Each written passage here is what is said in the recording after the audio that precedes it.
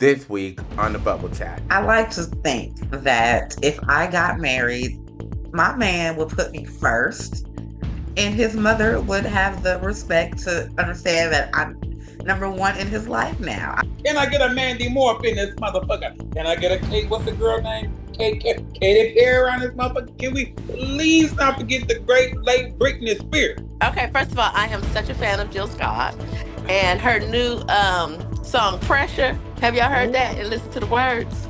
I'm about to. Baby, it's cold. So it's basically talking about her having an affair pretty much with a married man. And he's in love with her, but she just doesn't fit the image. If you give it your all, if you do the best you can fucking do, then the people who love you are going to be proud of you no matter what the scoreboard says. Of course, you wouldn't, simple bitch, but her security guard probably had so many things. He probably thinking, I gotta open up this door for her. He was probably 10 steps ahead, literally. He was on his, Huh? He was on his Kevin Costner. He was the bodyguard.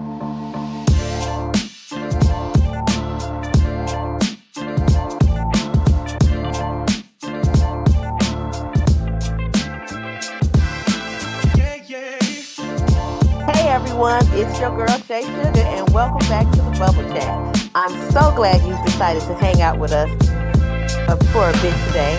If this is your first time tuning in, this is the space where we pop the surface of everyday topics and really get into the good stuff.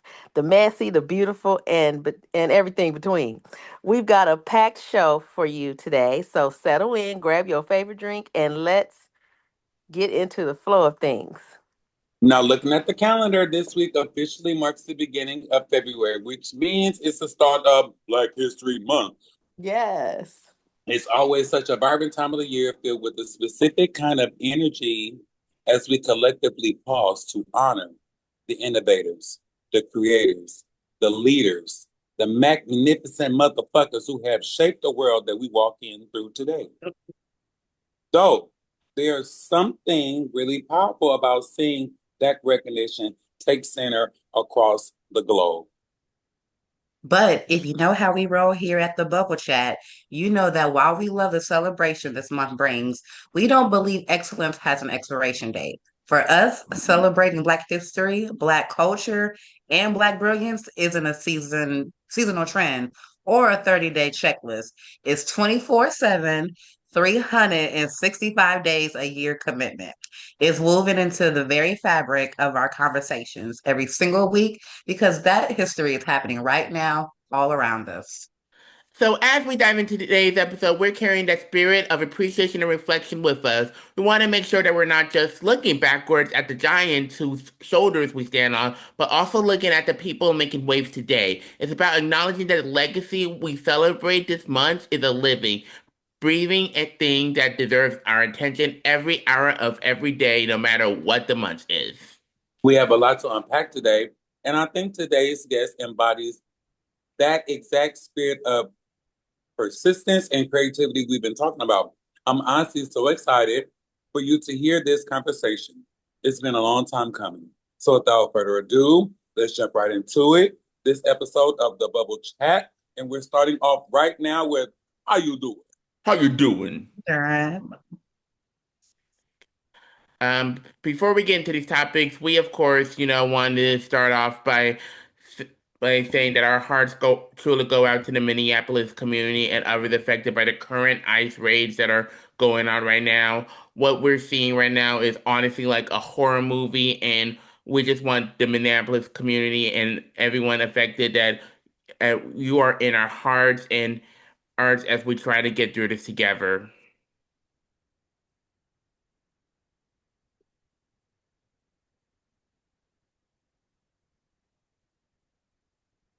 Adonis, I think you have. Oh, that was me. And we supposed to talk about it?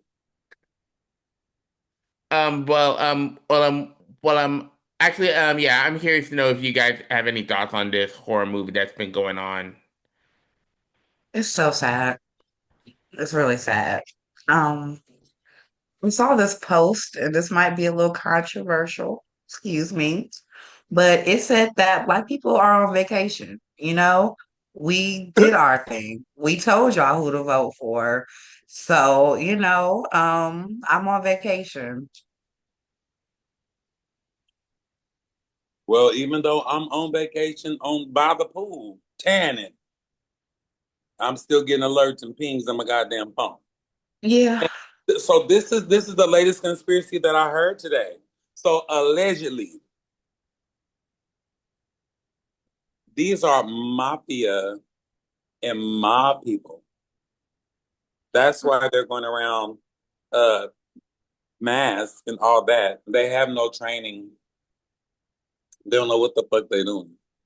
These are mob and mafia members.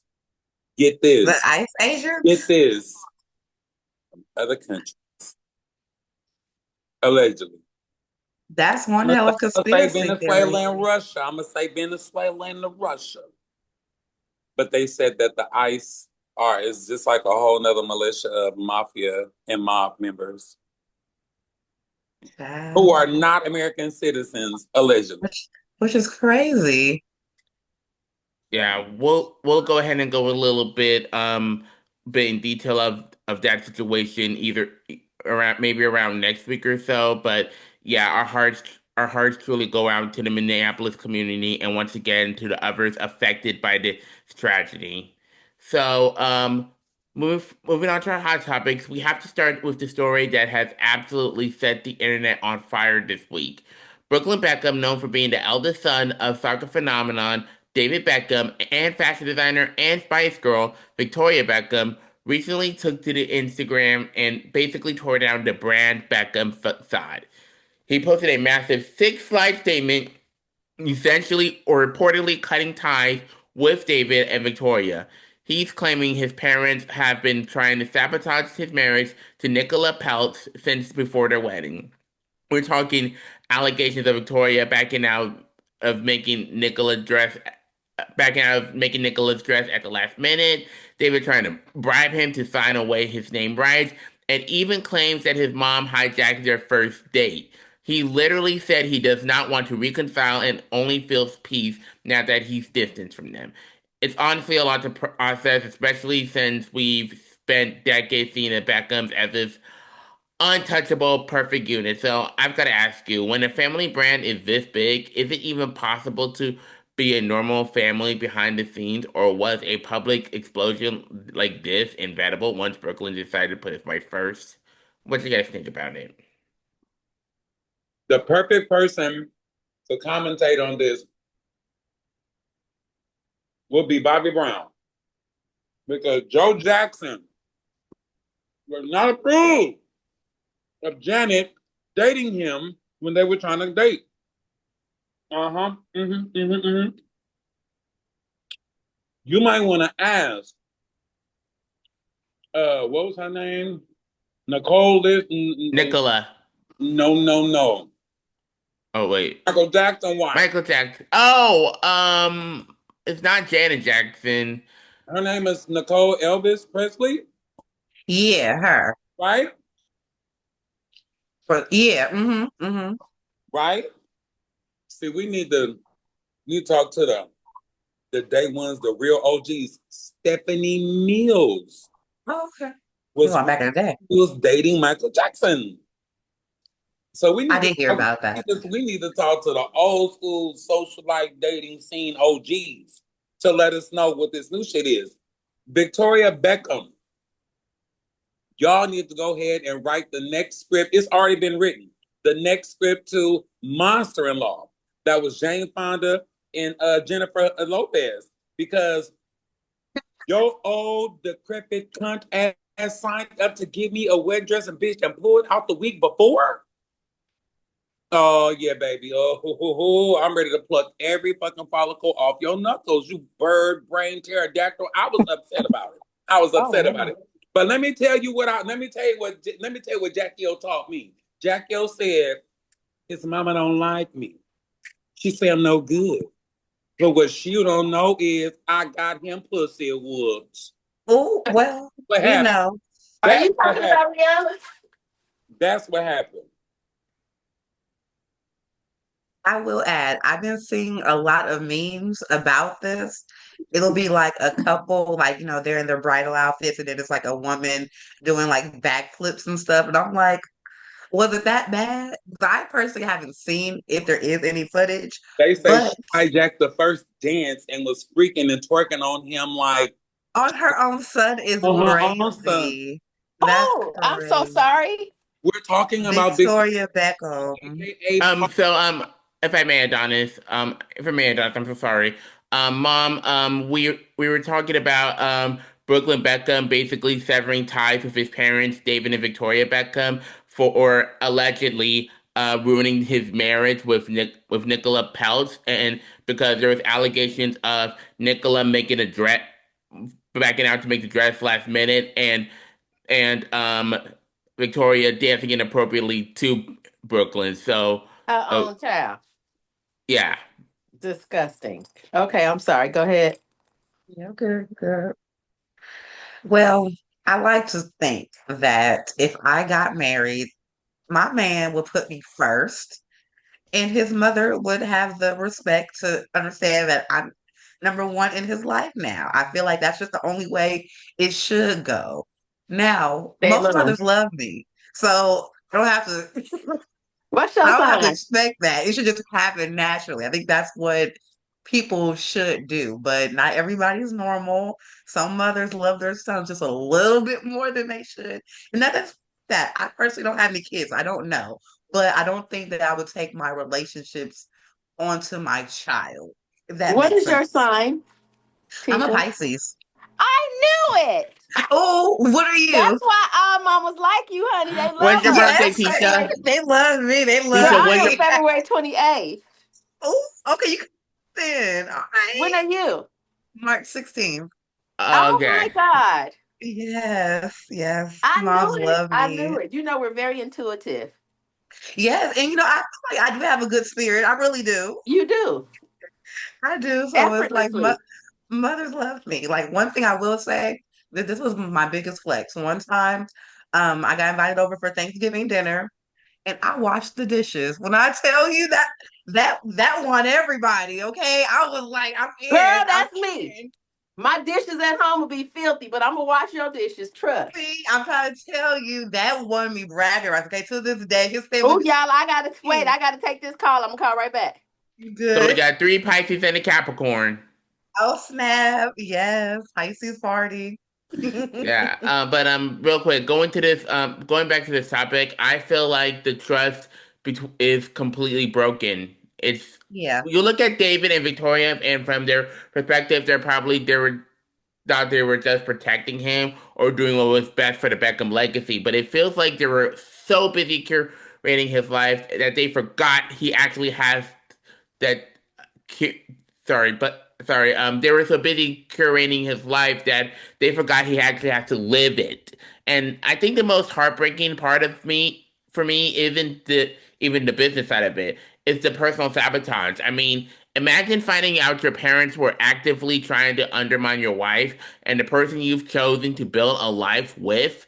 Brooklyn clearly never wanted any of this drama for Nicola, and you could tell that it just hit a wall. He couldn't like take the pressure of being a Beckham if it meant sacrificing his peace and his own marriage. It really makes you think about how this happens so often, especially in Hollywood. We would see these parents who are so hyper focused on fame and keeping their kids on the spotlight, pushing them into the TV shows or high profile careers before they can even figure out who they are. As the audience, we sit back and watch, assuming that they're having the time of their lives because they're rich and famous. But we're finally seeing this dark truth come to life. Like these kids aren't always enjoying the experience. They are often just performers for their parents' expectations. And when the cameras turn off, they're dealing with this reality, that their brand matters more to the family than their actual happiness. It's honestly a tough pill to swallow. And I even learned that when I was reading Jeanette McCurdy's memoir, I'm Glad My Mom Died. Here, let me pull that was a good read. I this book wouldn't right want here. to I'm retire. still not finished with it yet. But in that memoir, Jeanette was basically explaining that of how she hated her acting career, and from what I understand, also how her acting career was forced by her mom, and and like she hated every single minute of it, and we didn't see it until it was revealed either somewhere else or in this memoir. I even have her debut novel. I just started on it. It's called Half His Age, and I've just started reading the first chapter, and I'm guessing this is about a character who basically is explaining something a little bit similar to what Jeanette was going through as a child. So yeah, huge, huge shout out to Jeanette McCurdy for making these books. Switching gears a bit, we have some major news for the Disney Channel Kids at Heart. Hilary Duff just announced her Small Rooms Big Nerves tour for 2026. It's her first time hitting the road in years, and she's keeping it super intentional by playing these tiny, stripped back venues. But the absolute kicker is that this tour is leading up to her first full length album in over a decade. It feels like a massive shift for her. She's been so open about the big nerves that come with stepping back into music, focusing on acting, and being a mom for so long. Instead of a high production arena tour, she wants to be close enough to see the faces in the crowd. It's almost like she's reintroducing herself to us. And honestly, after 10 years of waiting for her music, anticipation is through the roof. So, what do you guys think about this? Because me personally, the millennial in me is screaming, okay? I love me some Hillary Duff, y'all. You So grew up this is watching just Lizzie McGuire like everything. me? Yes, like I remember, like, do you remember when McDonald's had the good stuff? How like you would get a Happy Meal, you would get like a. I remember Hillary Duff had a CD. Okay, I played that CD. So yes, I'm excited. I'm sorry, y'all. This is just my heart is just so full right now. Okay, I watched half of the concert on TikTok live. I was so juiced. I I was want so to get juiced. this audio system before Black History Month really takes into effect. I want you to get this whitewash stuff audio system, but for Black History Month stuff. Now we already got a Swiffy. Now we got a Duffy up in this motherfucker. Now I'm a obliger. Duffy is crazy. Obliger. And we got the Queen Bee fan. Now let me tell you. Now I was a fan of a white woman. Her name was Madonna, Well, but I didn't like all her shit.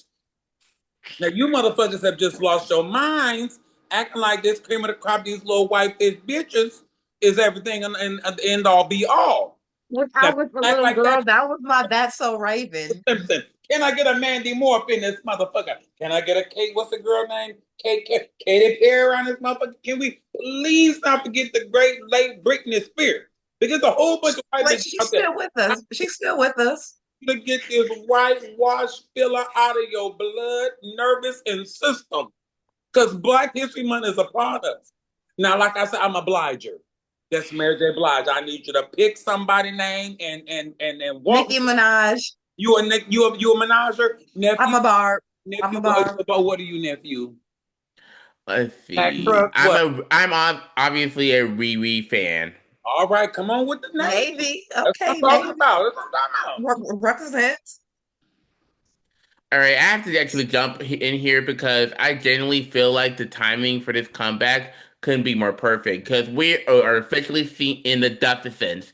I mean, think about it. Lizzie McGuire literally just hit his 25th anniversary this month, and Hillary is leaning into that legacy in the best way Yep. possible. When she was putting this tour together, she didn't just throw some songs on the set list. She's honoring the fans who have been there since day one. She's bringing all those Y2K aesthetics back to the stage, and talking we're talking the outfits, the energy, the whole vibe that made us fall in love with her in the first place. It's like a massive stylish thank you note to the generation that grew up with her. And Man. honestly, I totally get why she decided to take that decade-long break. I mean, she's been living a real life, being a mother, a wife, and Yes. just exploring different creative outlets. And I think she's reached a point to where she realized she could finally come back to music on her own terms by choosing these smaller, intimate rooms. And I feel like she found a way to balance that massive pressure of the industry with her real life. And I and the real and it makes the return so feel so much real that and more grounded and human. Because it's not about being a pop star 24/7 anymore. It's really about making. It's really about a woman who's finally found the space to both an icon and a mom without losing her mind in the process. And with the new album coming soon, you can tell that she's ready to show us who she is now, and while she's winking at that girl we knew 25 years ago. And Are you before talking we about move Jill on, Scott? Sorry. No, we're Girl, talking no, about. no, no, Hillary white Duff. women. We Almost, white almost. women. We But talking before about we move, but before we move on, though, I will add her music ain't that little Disney bop bop bop. Okay, she's talking about doing some stuff in her songs. Okay, so just listen, don't be a complete hater, Adonis. Hillary Duff is ain't no Miley Cyrus. She's not. She I might can be buy better. my own flowers. Millie, red and Mm. bald. Miley got. I remember my father been coming in like a wrecking ball up in this motherfucker. Right. Like And it. I'm trying to. I mean, Cash Money Millionaires was rapping about Miley. What I'm saying is, Duffy ain't no. Tread lightly. I love her. Duffy ain't no. You know what? I'm tired. Look, you millennial little babies. And I will be that. put some coffee grounds in your bathtub water tonight. Ugh. Put the In the coffee grounds morning. in the bath water so you can be black when you get out. All right, Mom, do you Pocket. have any thoughts on Hillary Duff going on tour and releasing her first music in a while? No, but I'm excited to watch it only because Tisha is like selling her really well, and I'm so interested. So I'm sorry to say I don't even know who she is, but I'm excited to find out. You remember watching? You remember me watching her shows when I was a kid? Hillary Duff. Oh yeah, yeah, yeah, Yeah, yeah, yeah, Lizzie yeah, yeah. What was McGuire the on Disney Lizzie Channel. McGuire? Yes, most Yeah, see? definitely. Okay, I know who she The is. little blonde lady. Yep. Way Cute. y'all talking, she gonna be performing for the Super Bowl halftime show. You know what? Y'all can move on because you're about to hurt my smells Tisha, like. I'm on your side. Thank you. We Thank about to go you. turn the fuck up. The best side. Oh, Joanne. Okay, so y'all want to talk about Jill Scott's Soulful Return? Yes. Hmm.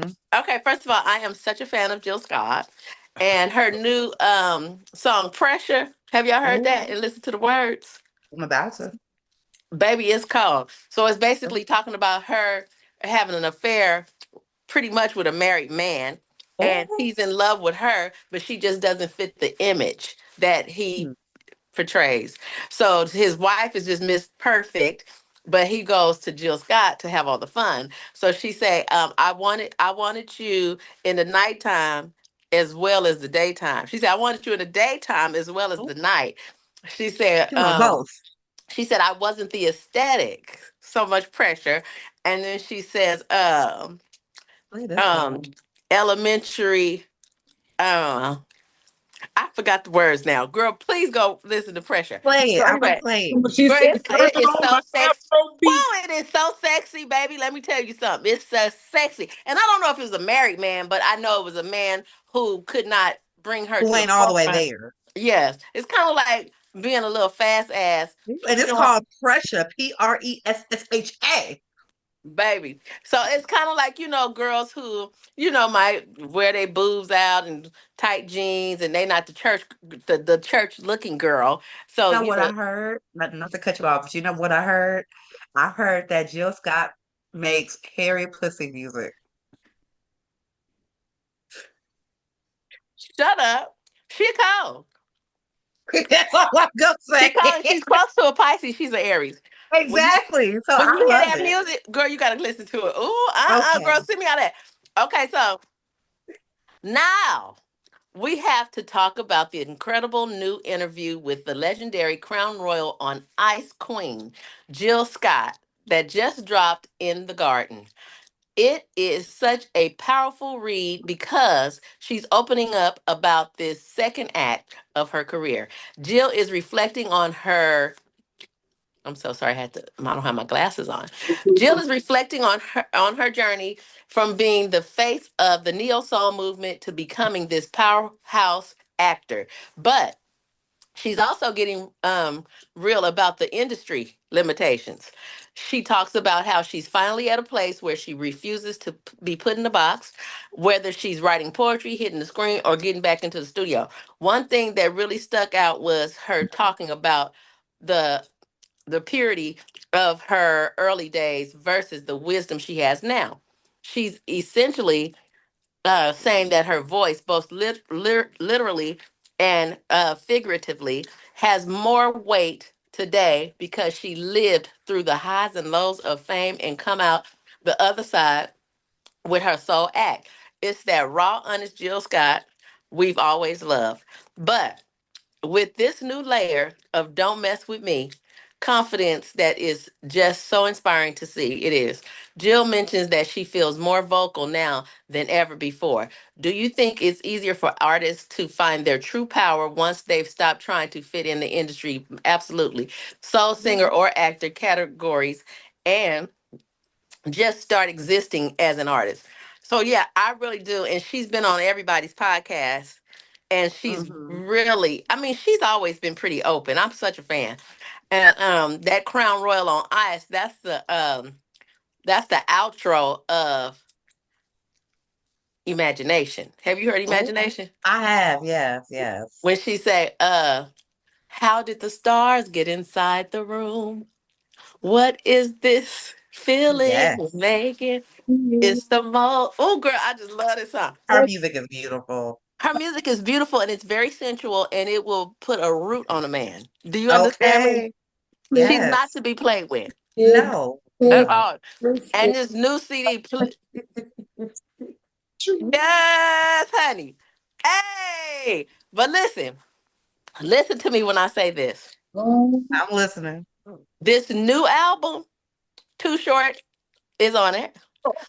Kevin Choice from the direct music director, Kevin Oh, Choice, musical director, engineer, professor, um, Kevin Choice, who just did Yoshi's with Mr. Fab, and he did Oh, they done turned her out. baby. Let me tell you something. she been out. She been She out. worked with Too Short before, ain't honey? She probably turned them out. Don't get it twisted about that, Aries baby. Her singing "Be My Dirty Love." Honey, let me tell y'all something. Woo! Hold on, I'm just gonna Really put gonna be mad because they about to do "Call Me Number 2." Joanne. Yes, If I play 10 seconds of pressure, would you get in trouble? Oh, have mercy. likely. 10 Oh, seconds? He said likely. it's worth Yeah. it. I'm just gonna play 5 seconds then. Come on. All right. Pressure. Baby, listen to this, y'all. Oh, Lord have mercy, God. Listen to the music. The bass player. Oh, can y'all hear it? No, it's going in and out. It's going in and out, baby. Just Yeah. sing it. Just sing it out. I can sing it. Mm-hmm. Okay. Your hands on my Listen, shut up. body right back. I wanted you to be mine Ooh, in the daytime as well as the night. yeah. But you needed to hide me.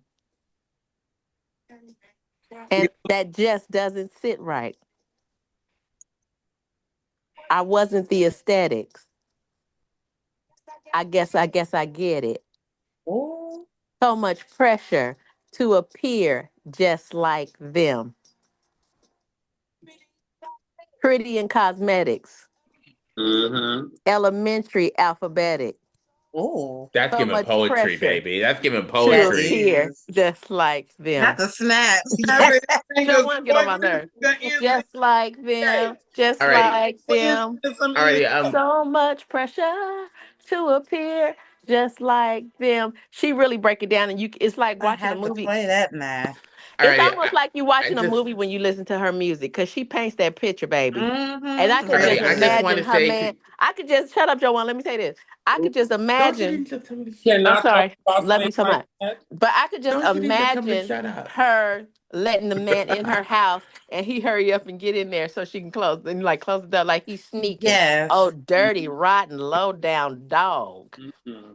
And Ooh, I then he love come over her there, and her music. honey, and he come over there and she just wear him out and now he got to go home. I hate men. I don't hate men. Let I me was take gonna that say back. you lesbian now? You lesbian? No, that's what I ain't. Okay. That Okay. would be you. Okay, That is not me. I feel like it just goes to show that Jill isn't just resetting on her classic sound. She's taking those deep, soulful Philly roots and grafting them onto the energy of right now. Yes. You can hear it in her new singles. I mean, like Pressure and Beautiful People. It's got that signature Jill Scott warmth, but there's a way that it can only come with living a lot of life. I mean, she mentioned that she waited to be inspired for this one, and you could just really feel that patience in the music because it doesn't just sound like an artist trying to keep up. It sounds like the artist everyone else has been trying to keep up with for the last 25 years. I mean, and I think it was for a while, and the industry tried to put her in a very specific neo soul, but Jill has been too big for that. I mean, coming off to the 25th anniversary of Who Was Jill Scott, she's walking back into that booth with nothing to prove and everything to say. If you thought A Long Walk was a vibe, just wait until you hear what a decade of fucking wisdom sounds like over a DJ Premier beat. I agree. Do y'all mind if I read Beyonce before Adonis do Rihanna? Because I gotta go. Please. If you want, Yeah. Okay. To wrap up our headlines, which but we're not not really really. wrapping up, Not really. um, because he's doing Rihanna. Um, we have to talk about this recent deep dive into Beyonce's philosophy on success, specifically her take on embracing imperfection. For someone who is basically the gold standard for precision and excellence, she's been incredibly vocal lately about the pressure of being perfect. It's actually a trap. She's leaning into the idea that there is so much more beauty and growth in the flaws than in the polished finished product. Yes. In the interview, she reflects on how her perspectives has shifted over the decades long career. She's no longer interested in being a machine. She's interested in being human. She talks about how she's teaching herself and by extensions her fans to let go of the suffocating need to control every single detail. It's a huge message coming from one of the most meticulous artists of our time. Essentially, giving everyone permission to just be messy and real. Yes.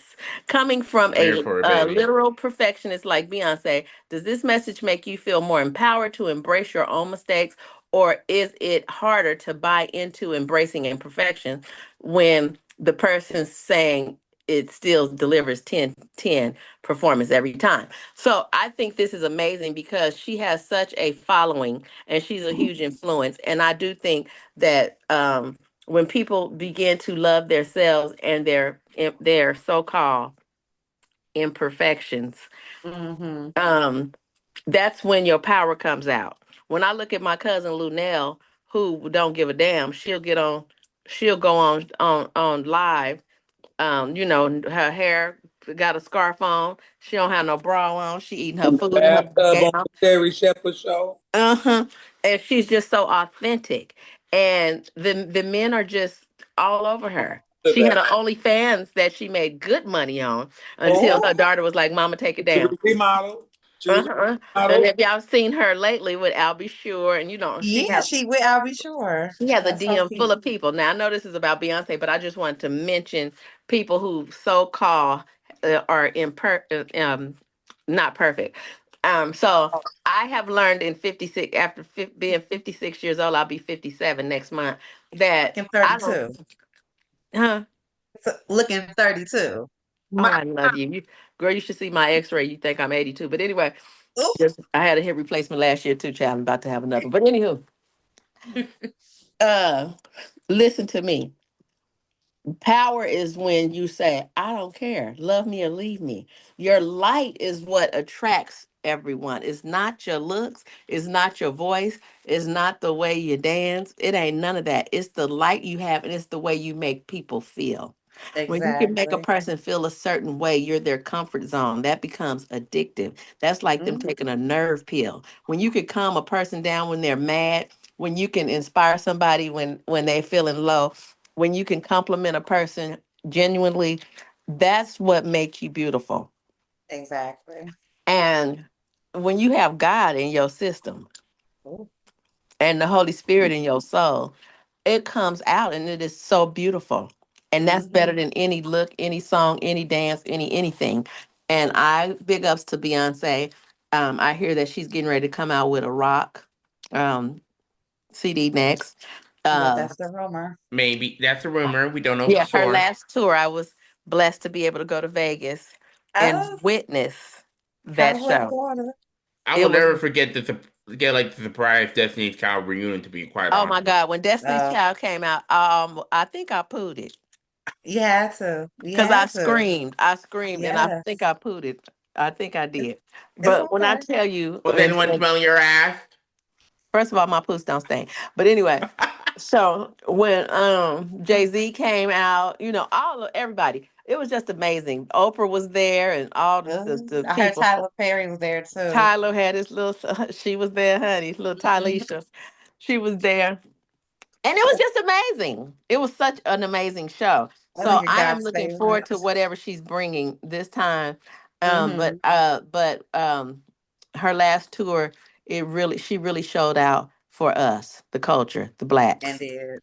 I mean, I She really showed have to out. give it up to Beyonce because I think she made a good point about what it's actually to really lose in a game. Because we usually only see these trophies and the Grammys, but she's being so real about the fact that losing, especially when you put your whole heart into a competition, is incredibly disappointing. Because when you care that much, it hurts. But what I Hmm. love the most about that message is how she redefines what a winner looks like. Because she's basically saying that when you see someone performing at their absolute best, and maybe the outcome doesn't go the way they hoped, it doesn't change the fact that they're a winner in their eyes as the people who truly, truly see them. Because if you give it your all, if you do the best you can fucking do, then the people who love you are going to be proud of you no matter what the scoreboard says. And to That me, part. there's no such thing as being perfect in order to win. I think oftentimes and when I was a kid, we fall into this like trap where we see successful people and to think they have this some sort of superpower, or if they just do everything perfectly, they're guaranteed to win. But that's just not how life works. Nope. If people believe in you because of your drive and your heart, not because you're a machine that never misses, because the sex isn't always about that flawless record. It's about the reality that sometimes you're going to work harder than anyone else and still come up short. And Beyonce's point is that you have to embrace that. You're never too big or too smart to lose. And accepting that Hmm. that isn't a weakness. It's actually the only way to keep growing without letting the pressure of perfection crush your spirit. Say, nephew, we got soapy in the motherfucker here on the bubble chat because nephew was on his soapbox. And she is getting older now. And Blue Ivy is getting ready to take over in my eyes. Talked about Raggedy Baby's last episode. We're not gonna bring children into this today. Okay, but we're not gonna put raggedy when I just brought Oh, it. oh, you wasn't here, Clock it.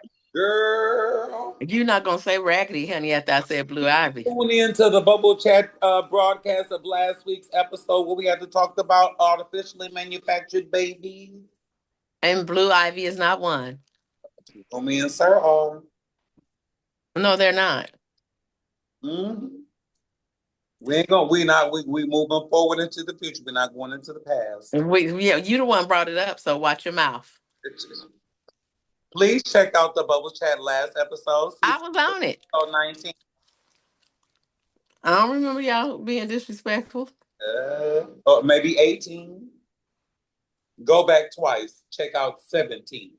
Season 4, episode 17, 18, or 19. And catch that tea. Okay, well, ladies and gentlemen, it's been great. I have to tune out now because I have to go rescue someone up the street at Safeway. Right now. But I love y'all so much, and Tisha, it was a pleasure meeting you, Nice and I meeting you hope you have an too. amazing time at work tonight. Oh, thank you And so be much. I'll see safe. you this weekend. All I'll see you right. at the I'm show. gonna Have a add good you on weekend. IG.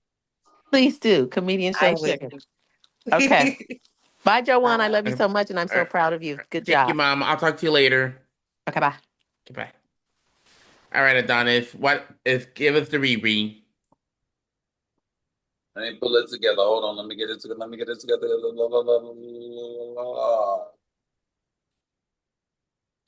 Well, as we talk about another video of Rihanna that has somewhere everywhere since Friday, she was leaving the Four Seasons in New York after supporting A$AP Rocky during his SNL week, and the footage just hit classic Reed.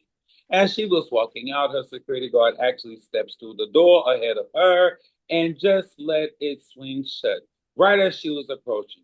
Oh my God. Instead of making a huge scene, she paused and looked at that motherfucker crazy like she's gonna pull his application and delivered the most dry, sarcastic line, such a gentleman you are.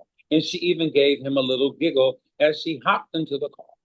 It's funny because it started this massive debate online.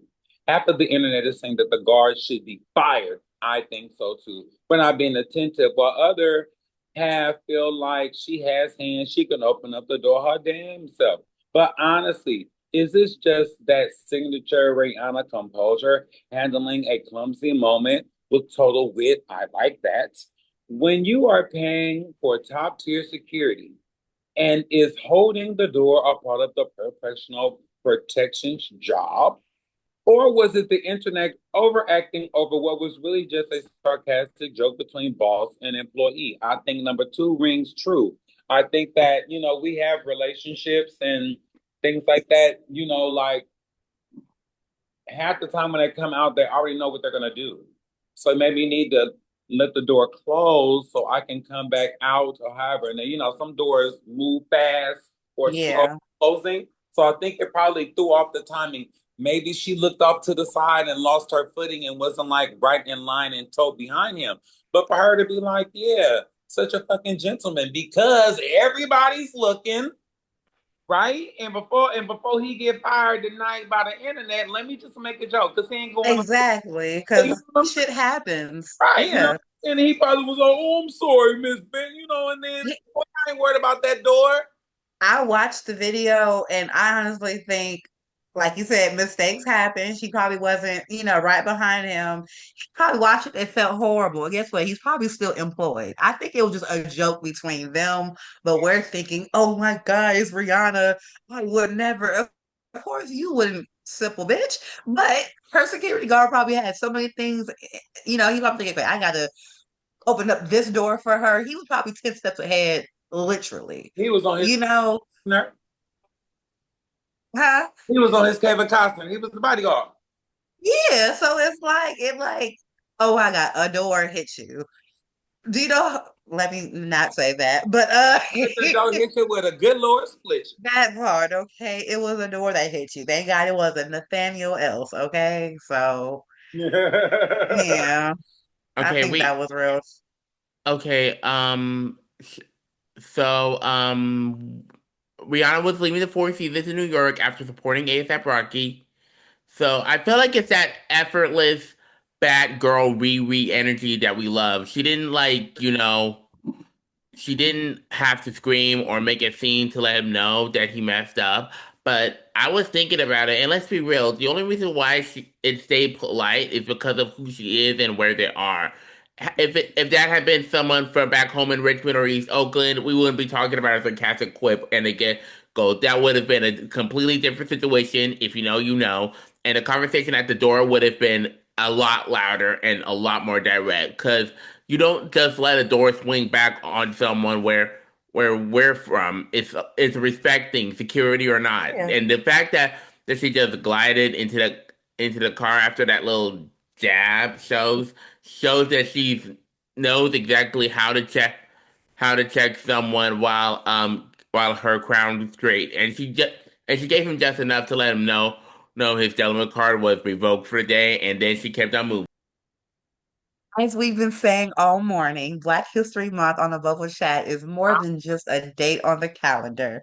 For us, it's a time to really intentionally shine a spotlight on the incredible Black individuals who are moving the needle right now. Whether they're chefs, directors, artists, innovators, any field you can imagine, we celebrate this excellence 24/7, 365. But this month gives us a chance to really deep dive into the stories of people who are making history in real time. Today, we are shining that spotlight on a visionary who has completely redefined what a blockbuster looks like. And I'm talking about the Ryan Coogler. Ryan Coogler's latest film, Sinners, just broke an all-time record for the most Academy Award nominations for a single movie, and we're taking home 16 of them motherfucking nominations. That puts him ahead of cinematic legends like The Titanic, All About Eve. The Coogler's impact isn't just about the awards or the record-breaking box office numbers from Black Panther to Creed. It's about the way he tells our story. He started with Bluebell Station, a raw, honest look at the life of Oscar Grant in his own backyard of Oakland, California. He didn't just make a movie, town business. He didn't just make a movie, he gave a human race to a tragedy the world tried to simplify. He's always been about bringing the gaps between high stakes entertainment and deep culturally specific truths. Come on now, Mr. Coogler.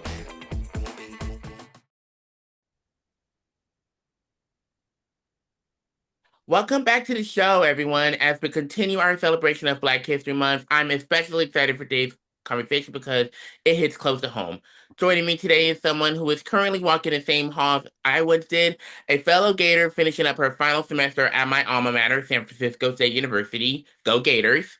But she isn't just a student, she is a powerhouse and a multifaceted actor, creative, and community leader, and the CEO of Curly Crown's Hair, a brand dedicated to nourishing and embracing the beauty of natural textures. From her leadership roles in the NAACP and the National Congress of Black Women to her deep-rooted service in youth ministry from LA to the Bay Area, her journey is a masterclass in leading with faith and culture. Please welcome to the show, Amylah Charles. Amylah, it is such a pleasure to have you. Welcome to the show. Thank you. It's a pleasure to be here. I really appreciate you keeping me in mind and welcoming me on the show and really showing that us Gators we stick together. Yes. So let's start from the beginning. You started Curly Crowns at just 16 years old. Now that you are finishing your final semester at SF State, how has your definition of success for the brand evolved since these early days in your bedroom? Yes. So yep, it all started in my bedroom. You do great research. So my perception or how I classify success then compared to now. When I was younger, earlier in my business days, I thought success looks like being in retail stores all over the world, by 2024. That was something that was on my list of where I saw myself and where I saw my success leading me.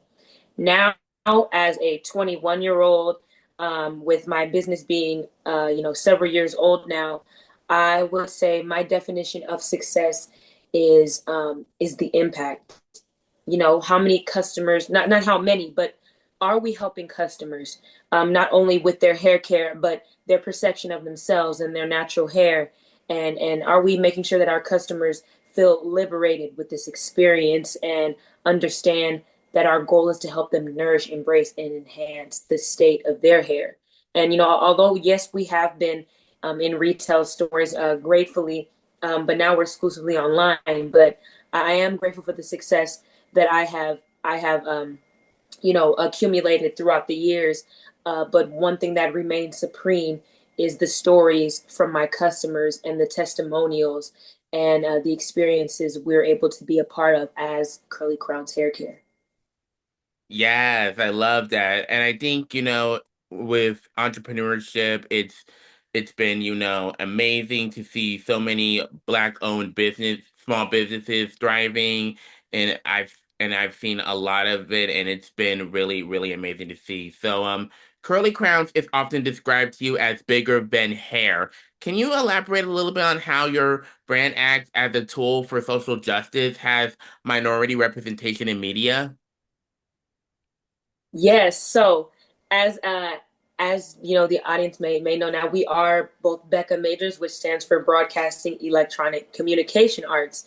And so I myself, you know, grew up being in the storytelling field, and realizing, you know, how powerful media is, and how powerful it is and how we perceive ourselves, and introducing us to a world outside of our own. So with me being a storyteller, part of my, what I say is bigger than hair, is how we market our products. Growing up, I saw a lot of media that told you to cut your hair, perm it, change it, take it off, just a lot of things to take it out of its natural state because it wasn't quote unquote good enough. But what you may have seen, you know, yourself, is when you have positive representation encouraging you to embrace yourself, and representation, it truly helps. So with marketing, I'm, you know, authentic to the culture. I'm a part of the community I serve. I had a marketing campaign that, you know, showed heritage, and it was my grandmother oiling my scalp, and talking about how her mother used to do her hair, and soothe her as she did her hair. And even with the words we use in our products, we say enhancing hair growth oil. You know, we're not trying to you know, take, you know, the original essence of your hair. We're trying to enhance it. And also my business, you know, donates, you know, time and money to organizations that help people of color thrive. So you know, at local churches, I'll do what's called the Heal Your Crown talk, where we talk about healthy practices for hair, and also mental health, because mental health does impact hair growth. You know, when you're more stressed, that affects your overall body and health. So we really understand that it's bigger than hair. It's more than just the look. It's brain health. It's mental health. It's how we take care of ourselves and perceive ourselves and empower our community.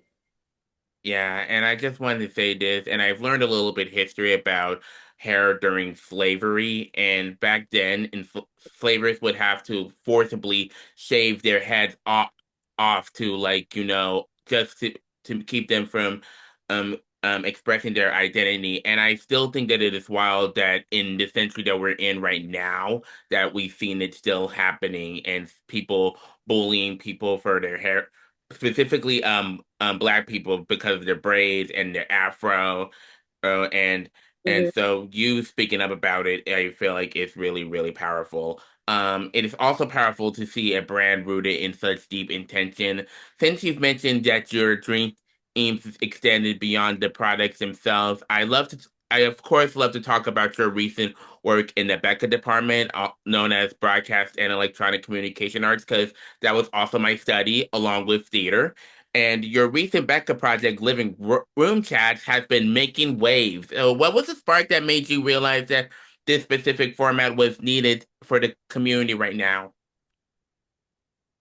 Yes. So I living room chats is something I came up with um, as a it was my, in my early days in college, and I wanted to call it living room chats because I've had some of the most powerful, transformative conversations in my grandmother's living room, with family members, with extended family members, with friends, with people who would just stop by midday while I was playing with my dolls sitting on the carpet.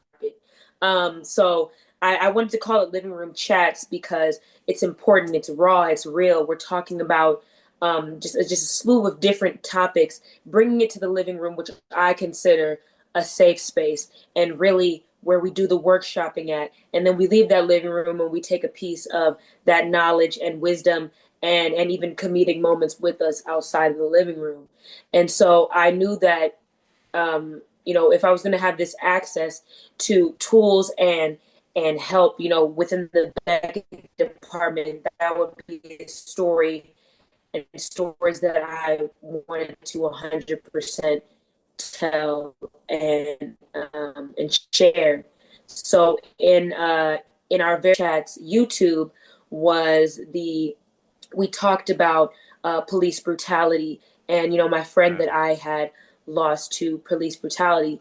And so I use living room chats not only to spread awareness by talking to Oscar Grant's aunt and uncle, auntie and uncle B, which are founders of the Love Not Blood campaign. And they're also, like I said before, the aunt and uncle of Oscar Grant, and they talked about their experience working with Ryan Coogler on the movie Fruitvale Station, and how they wanted to Ryan wanted to look into more of the humanness of Oscar, and not just hitting on the tragedy, but who he was as a person.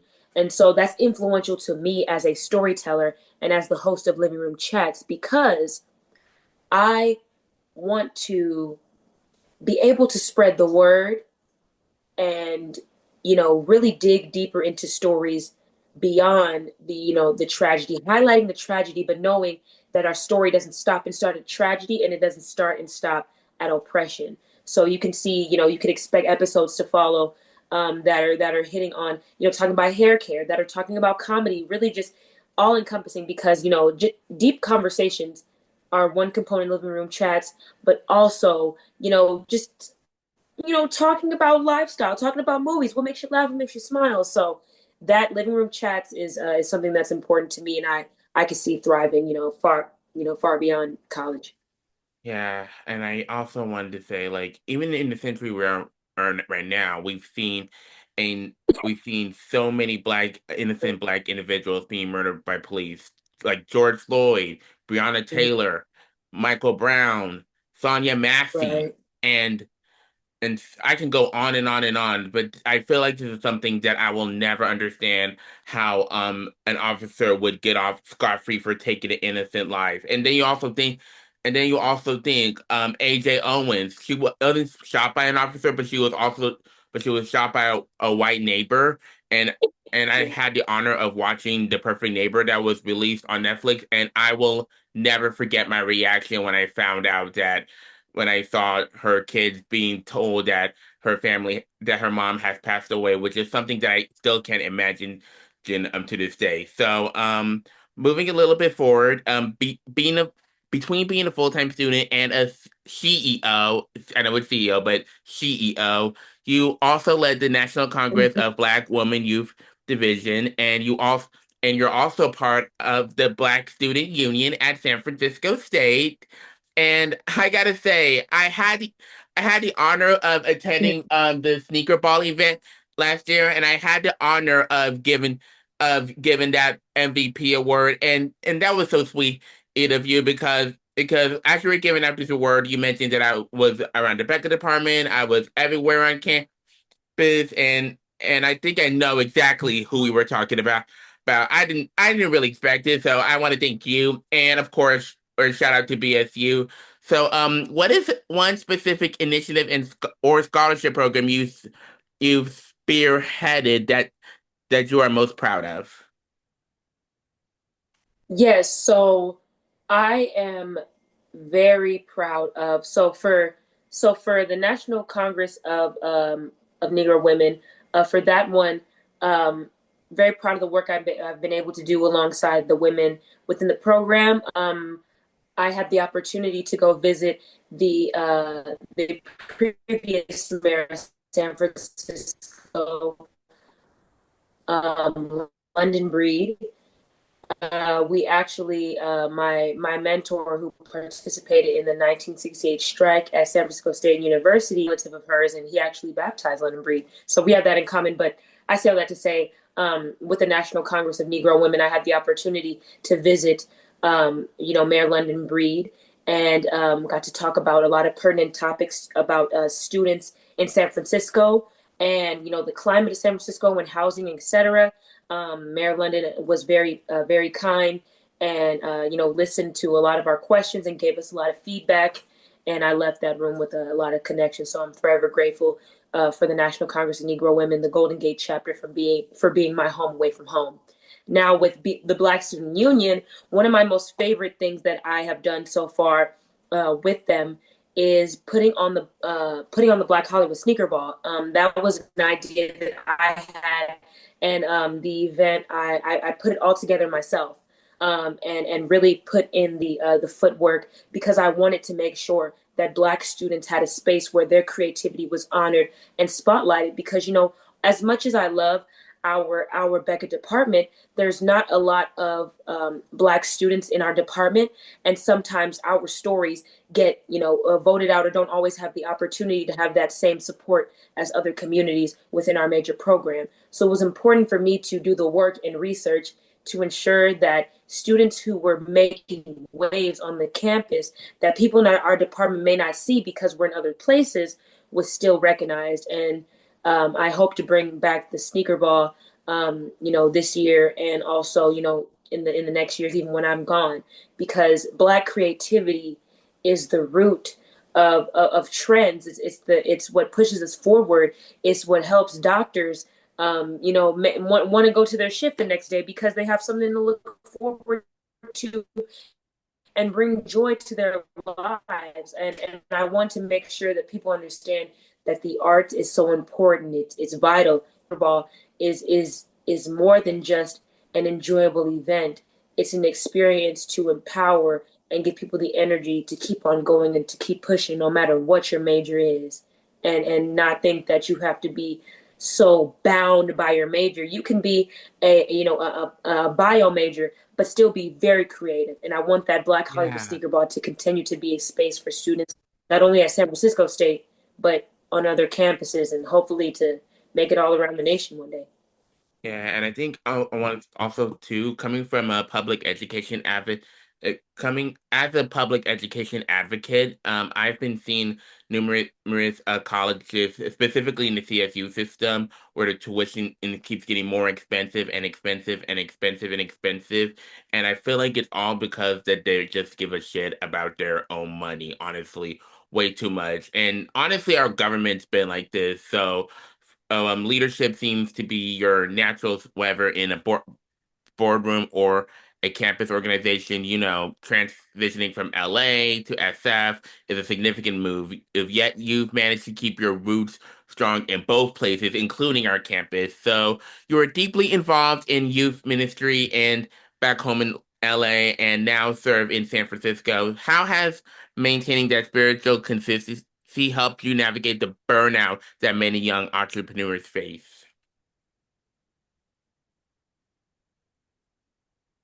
Yes, so this has been a reoccurring topic for me ever since I was young and participating in several community organizations and endeavors.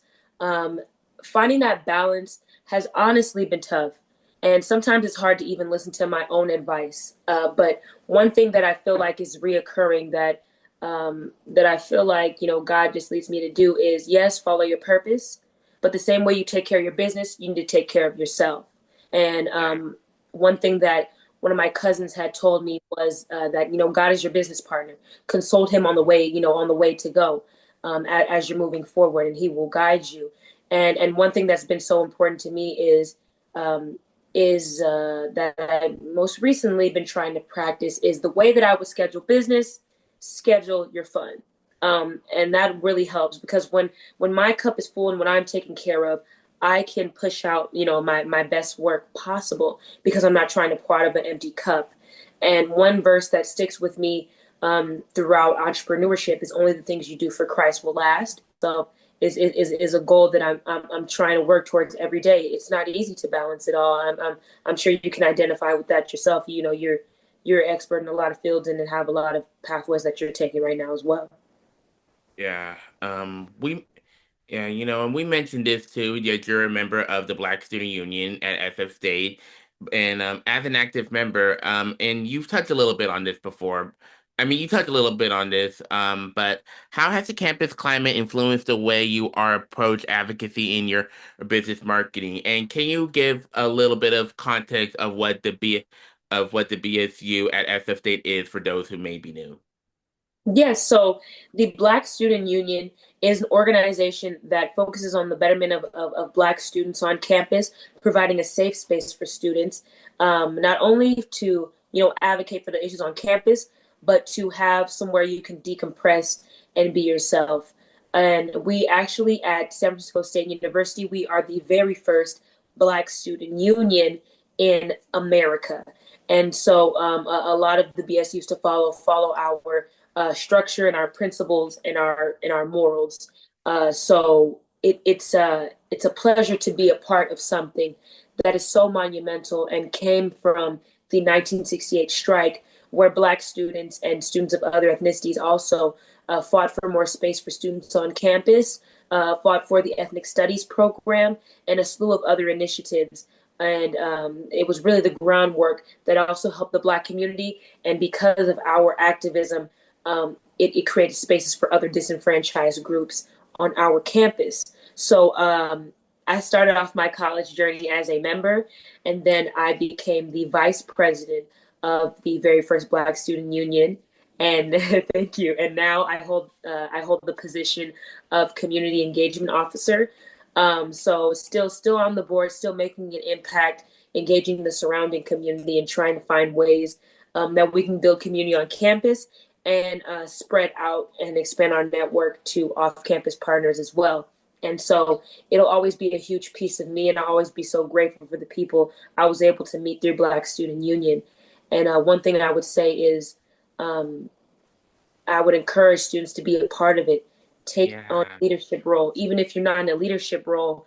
Hmm. A member is just as important, because as leaders, there's nothing to lead if we do not have our members, and our members are leaders and inspire us in different ways as well. And so it's like a village. I help you, you help me. Yeah. And I think it's very important not to get caught up in titles and hierarchy, because at the end of the day, we are Black individuals with the same goal, and that is to lead and advance and support ourselves and be a tool for other people to um, be able to look to, and be a blueprint.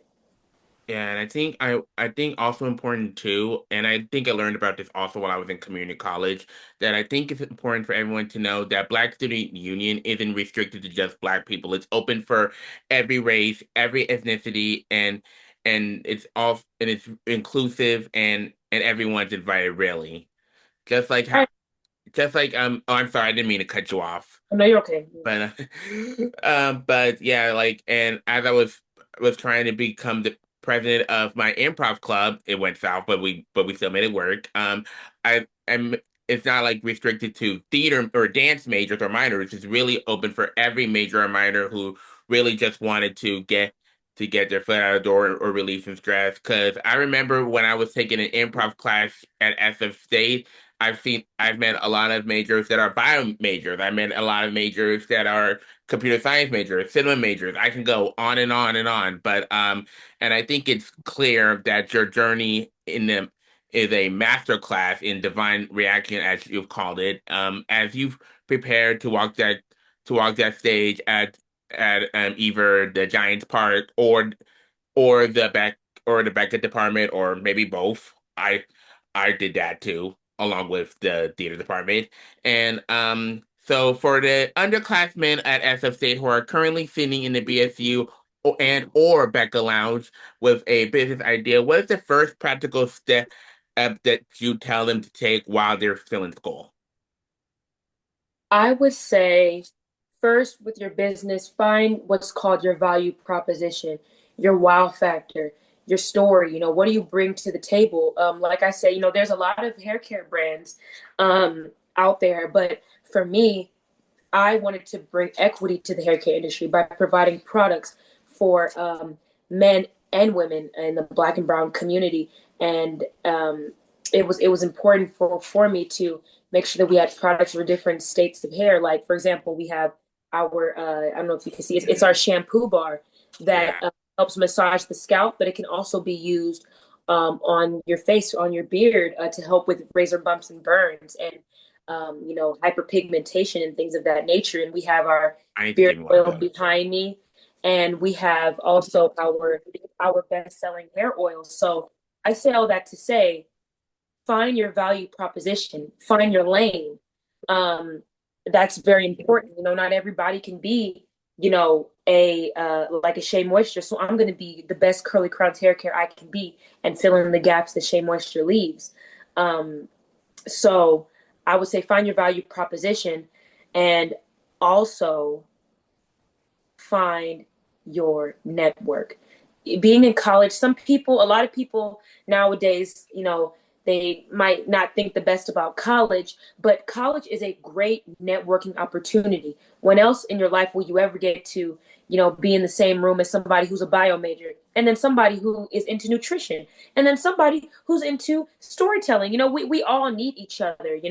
A doctor needs a storyteller, because how else will we know about Kaiser and different hospitals and how they help? We need each other. So lean on your network.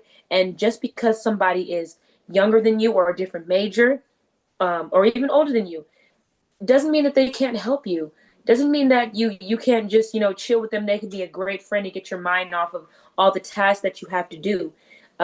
Remember to lead with not a transactional heart, but an open and attentive heart when you are stepping into these spaces as an entrepreneur. Be a social entrepreneur that thinks about the social cause and thinks higher than themselves, and understand that you can do all things through Christ that strengthens you. Yeah, and I think also too, I don't know if you heard me, but I was saying that I need to give me one of those soaps that you recommended, that you were Oh, showing me, yeah. cause I'm like a little bit of prone to razor bumps, so that's probably why you're seeing. I don't know if you can see, but I have pimple patches on them. It's not like ideal, but but it's been working, and it's been like they've been like lessening them a little bit, so I'm just really working with what I have. So I might need to give me one of those ASAP. Yes. Amylah, looking ahead to the rest of this year, what is the next frontier for you? Is there a new industry or medium you are itching to explore? And or what is your advice for people who want to start their own small businesses, even though they might get feel dejected at times? Yes. So, the first question, where am I looking to go in pursuing my business? I am looking to expand our collection. Right now, we have a slew of products that focus on scalp health, that help with shedding. It also helps with tension alopecia. It also helps with, increasing blood circulation in the scalp. And also, we have, beard oils, hair growth oils, shampoo bars, and a lot of different kits that focus on different pain points for hair. So I'm looking to expand the line, and also get back into retail stores. Right now, we're exclusively online and we'll ship right to your doorstep. But we want to get back in retail stores. And so my goal for these next couple of months, on the road to graduation, is to set myself up for success. So when I graduate, boom, we could just shoot off and be ready for the next phase of Curly Crown's hair care. And, with me being out of college, I'll have a lot of time to, um, you know, give to my business. And that leads to my tip for entrepreneurs: have grace for yourself. Yeah. As a student entrepreneur, you are getting a degree. You're getting a degree. And that alone isn't enough. That alone is something that our ancestors fought for and advocated for and wanted us to be able to do. So, find pride and strength and just amazement with that within itself. You are going to college to extend your education. That's amazing. And so don't ever feel like you're not doing enough. You are doing far far above what's enough. You're doing amazing things. So I would say have grace for yourself and find balance. Entrepreneurship is absolutely amazing. Take it piece by piece, okay? Yeah.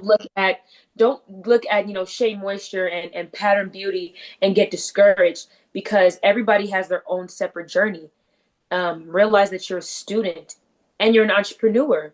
You're Right. doing both at the same time. So build it like Pharrell has a Lego movie. It's called Piece by Piece. Yes. Build piece by piece, okay? Sometimes all we can afford to do that day is put a little bit of glue here and a little bit of dirt there, and that's okay. Yeah.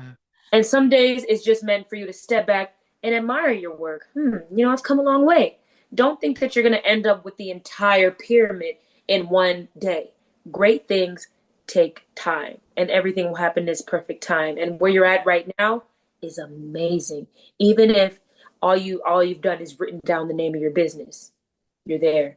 You're on a good Preach, girl, preach, fucking path. preach. And I just want to touch a little bit on the movie you mentioned, Piece by Piece. I had the honor of seeing that movie. I think it was released a couple of years ago, maybe last year. And Yeah. it was really, really amazing to see Pharrell's journey in the Lego version because I grew up playing with Legos a lot and I saw the Lego movie, I saw the second Lego movie, and it was really, really good seeing because like ever since I was like playing with Legos, I always visioned of what a movie would look like in a Lego world. Like, and to see that happening years from now, it was like so amazing. And like you were saying, for giving people advice, it starts piece by piece. So my podcast, the Bubble Chat, is I'm still going through it piece by piece by piece by piece, and Mhm. like you were saying, and don't expect all the success and the fame to happen in just one day, because it doesn't take one day. It takes time, and I've learned that, during the pandemic. So, I mean, I just want to say thank you so much for taking the time to sitting down with me virtually. It has been such a privilege to hear how you're weaving together faith, entrepreneurship, as a leadership to empower our community, and as a fellow Gator, go Gators. I am incredibly proud to see the legacy you're building at SF State and beyond. You are a true testament to the excellence we celebrate Black History Month. And of course, to all of our listeners out there, make sure you check out Curly Crown Hair Care and follow Amylah's journey as she finishes this final semester and takes her brand to even greater heights. We're going to take a very quick break to hear from kind of our sponsors, but not really our sponsors because we don't really have any sponsors. But don't go anywhere. We will be right back with more from the show.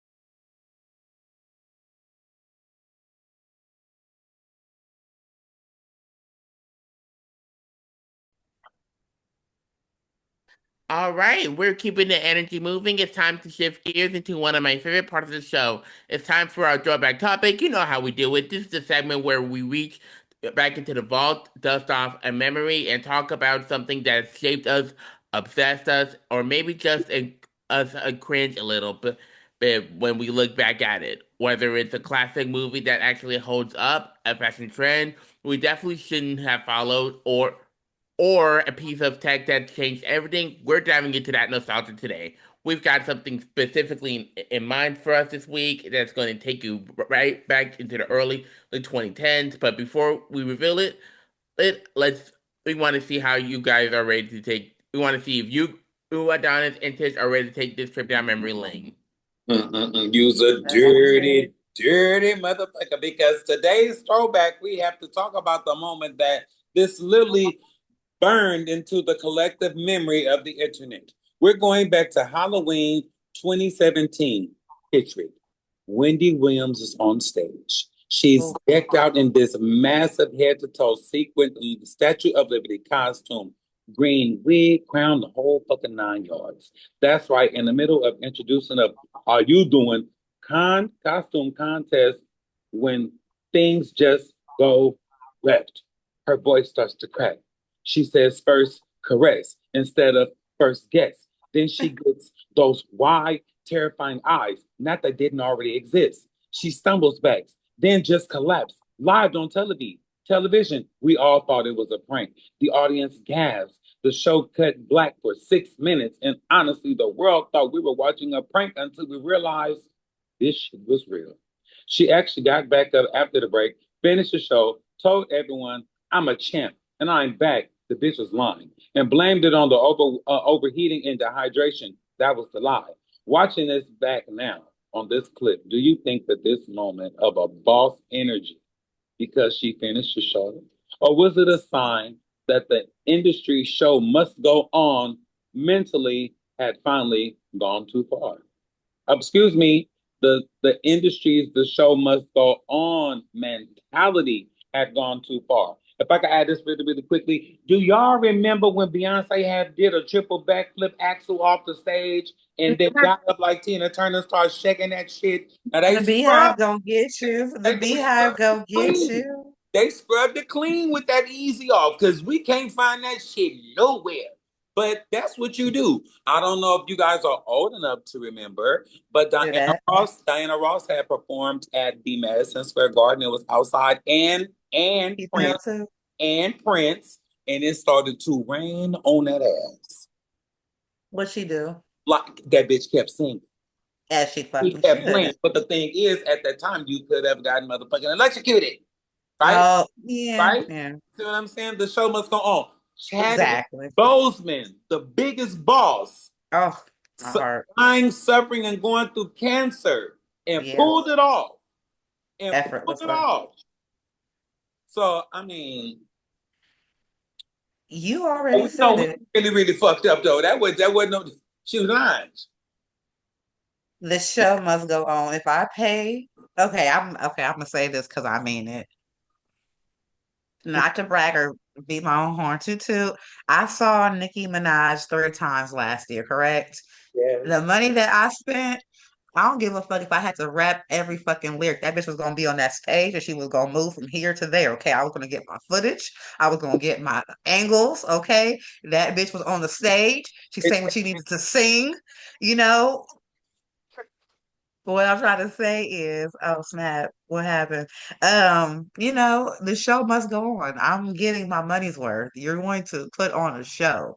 That's what I I paid to see. What happened to Adonis? Adonis, where that boy go? What in the wizard? While I wait for Adonis, I have to be honest with you guys, or Tish, because when I Hmm. look back at that 2017 clip of Wendy, I have like so many conflicting thoughts because at the time there was like so much speculation There or was.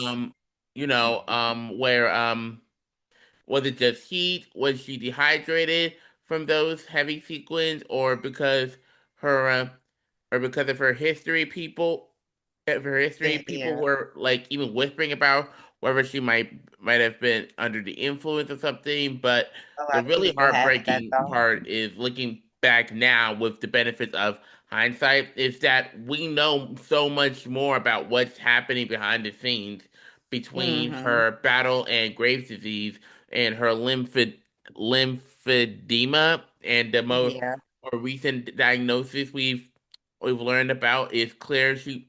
It's clear that she was pushing herself way past her breaking point because it's that classic Hollywood show must go on mentally that can be yeah, so incredibly dangerous because you see her in that moment and it's not just a woman fainting, it's a woman who felt like she had to be there no matter how much her yeah, body was screaming for a break because she was trying so hard to maintain that queen of daytime persona that she was literally sacrificing her well-being for a live broadcast.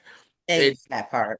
it's a tough lesson on boundaries, and we all love the champ energy she had Sure. when she got back up and finished that episode. But knowing that what we know now about her long-term health struggles, you just wish someone would have stepped in and told her it was okay to take off that crown and go home.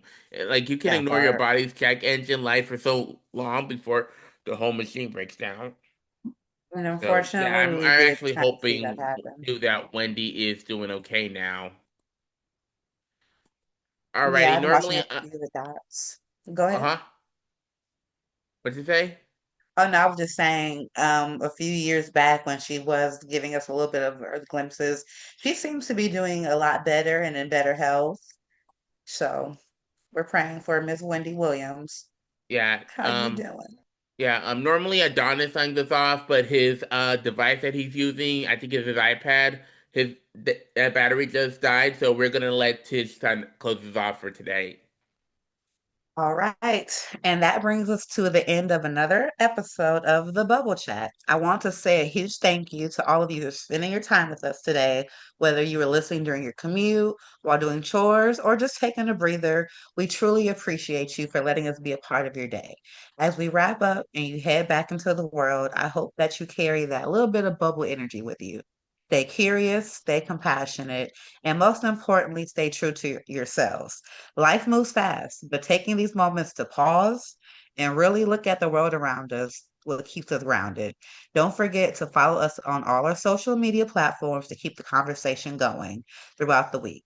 We love hearing your takes and your stories, so don't be a stranger. Hit that subscribe button if you haven't already so you never miss an episode. And tell a friend to tell a friend. Leave us some comments, and we'll be back same time, same place next week with a whole new set of perspectives. Until then, take care of yourselves and each other. Remember, the world is big, but the bubble is where the real talk happens. This has been The Bubble Chat. I am your girl, Tisha Mack, and I will see you on the next one. Bye, y'all. Yay.